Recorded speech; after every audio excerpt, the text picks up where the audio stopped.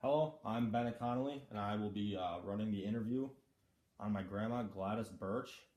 It's Sunday, February 26th. This interview is being held at my house, and I will be interviewing her on her early life. So I'll start out with, can you state your name and when and where you were born? My name is Gladys Bertsch, and I was born in Mott, North Dakota in December 1937. All right. Did you live there for most of your childhood, or did you move around quite a bit? I lived on a farm in Mott, which was about 2 miles out of the town. So we went to school in the town. But I lived there on the farm with my parents and 3 siblings until I left for college. So tell me about the area. Was there any cool things on the land that like you just really remember? Well, number one, North Dakota does not have a lot of trees, so we did have a grove that we helped to plant, and so we had fruit trees for about 20 years, then they died. But it was a farm, and it was a lively farm, and we had lots of animals. We had cows and milked the cows. We had pigs and chickens, ducks, geese. So it was a busy, lively place, and my father worked the fields, and we helped with the animals. So your family actually ran the farm and like planted the crops and all that. You didn't pay anybody else to No. plant it? All right. No.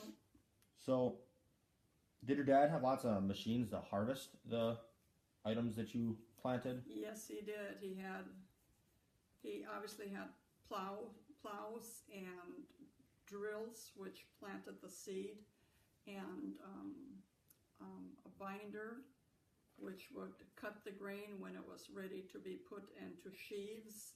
And then, of course, other parts of the crop would be corn. They had a corn machine that removed the cob from the stalk, and, of course, the combines, which would cut all the grain, the wheat. The oats and the barley were usually handled by the binder. So to like water all the crops, did you have running water at your house? We had running water in our house, and we had another well in the area where the cattle were. So we also had a huge water tank, and there was always water in there for the animals. But our water was a different well, and that was right near the house. So how did your dad water his fields? Did he have like irrigation, or was it like sprinklers and stuff? No, this is North Dakota, and in North Dakota you had rain, and you always were hoping and praying that the rain would come at the right time for the crops. There was no irrigation whatsoever. All right. Do you remember any specific times that like the fields flooded or had an excess of water in them? Sometimes in the spring, if they have a really heavy rain, then parts of the crop would be lost because there would be water. It would be water setting in that area. But my father's big concern was always the hail. In the middle of the summer, you'd have you'd have a storm, and you'd have lightning, thunder, and if it was hail, the hail could come down and just destroy the crops in a short period of time. So did you work on the farm much? Did you have any like chores? Oh yes, I always helped with I learned how to milk cows when I was probably, I'd say 11 or 12. So I helped with that, and helped my mom feed the hogs and the calves. And we also helped gather the eggs and take care of feed the little chicks and the ducks.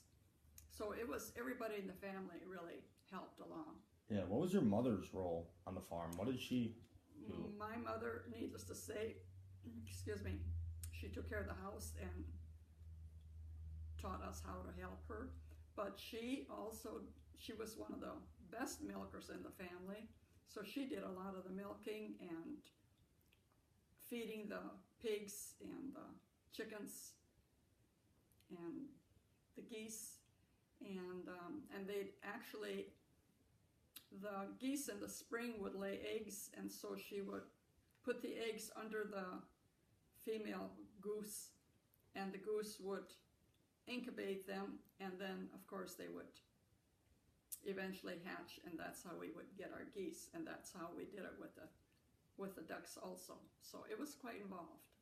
We've learned many things in American Studies about how some families have to work more than one job to stay afloat with money. I assume with the busyness that you were talking about, your father or mother did not have another job other than the... No, they did not. They both worked on the farm. My father, of course, did all the planting, and then during the summer they cultivate the fields to keep the weeds down, and then when fall came along, first the bindering, which was,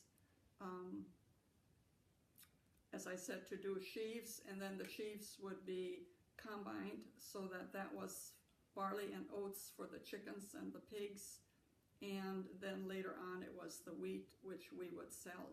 Wheat or flax we would sell for cash. So it sounds like you had a lot of things harvested at your farm. Were you like able to live off the land? Like how self-sufficient were you? How much of the stuff that you made or grew did you use for yourself? We were actually quite self-sufficient because my mother, of course, something I've neglected to mention was we also had a big garden. So they would grow lots of vegetables, which potatoes, we usually had enough potatoes for the entire year. Onions, and my mom did a lot of canning. So we really had a lot of that. Cool.